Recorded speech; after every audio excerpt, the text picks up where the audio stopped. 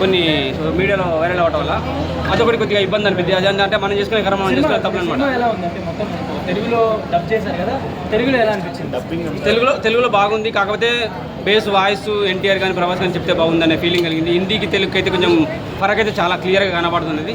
తెలుగులో తీసుకున్నంత వరకు అయితే నాకైతే ఎందుకు లేట్ అయినా సరే తీసుకున్నందుకు రిలీజ్ చేసినందుకు బెటర్ చెప్పుకోవాలి. ఎందుకంటే మన చరిత్రలో మిగిలిన ఒక రాజు కొడుకు సంభాజీ మహారాజు. సో ఆయన కూడా ఒక ఛత్రపతి లాగా బిరుదు అందుకున్నాడు. కాబట్టి ఈ సినిమాని లేట్ చేయడం చాలా ఇబ్బంది అనిపించింది. కానీ సినిమా పరంగా అయితే వండర్ఫుల్ మూవీ. మన భారత జాతిని ముందు గుర్తుంచుకోవాలి అనుకుంటే ఇటువంటి సినిమాలు రావాలి.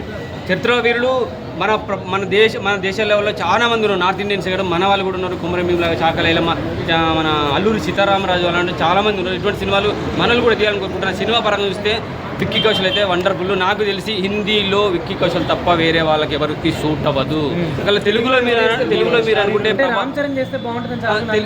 అనుకుంటే రామ్ చరణ్, ప్రభాస్, లేదంటే ప్రభాస్, రామ్ చరణ్, ఎన్టీఆర్. ఇంకా కావాలనుకుంటే మన అల్లు అర్జున్ కూడా ఉన్నాడు. ఎందుకంటే మనం ఆ మధ్య ఒక సినిమాలో చేశాడు కదా, రుద్రం చేశాడు కదా. సో సెట్ అయింది. చేశాడు కదా గోనగన్నారెడ్డి లాగా. సో ఆయన కూడా సూట్ అయ్యేది. ఒక 4-5 ఉన్నాడు. ఈజీ వస్తాయి. నేను టార్గెట్ పెట్టుకుని అయితే 100 అనుకుంటున్నాను. 50 అయితే ఖచ్చితంగా వచ్చేస్తుంది. మన వాళ్ళకి తెలుగు వాళ్ళకైతే నష్టం జరగదు.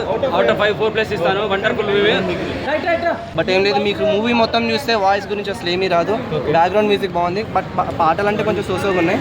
బ్యాక్గ్రౌండ్ మ్యూజిక్ మాత్రం చాలా బాగుంది. అంటే సీన్స్ అన్ని ఎలా ఉన్నాయి? అంటే సెకండ్ హాఫ్ సీన్స్ కానీ ఆయన సంభాజీ ఎపిసోడ్స్ కానీ ఎలా అనిపించింది? అవన్నీ బాగున్నాయి బ్రో. నాకు నచ్చింది ఏంటి అంటే చివరి వరకు నేను చనిపోయినా కానీ నా వచ్చే ఫ్యూచర్ జనరేషన్స్ నా గురించి చెప్పుకొని వాళ్ళకి ఒక మోటివేషన్ లాగా ఉండాలి అని చెప్పేసి ఓటమిని అంగీకరించలేదు.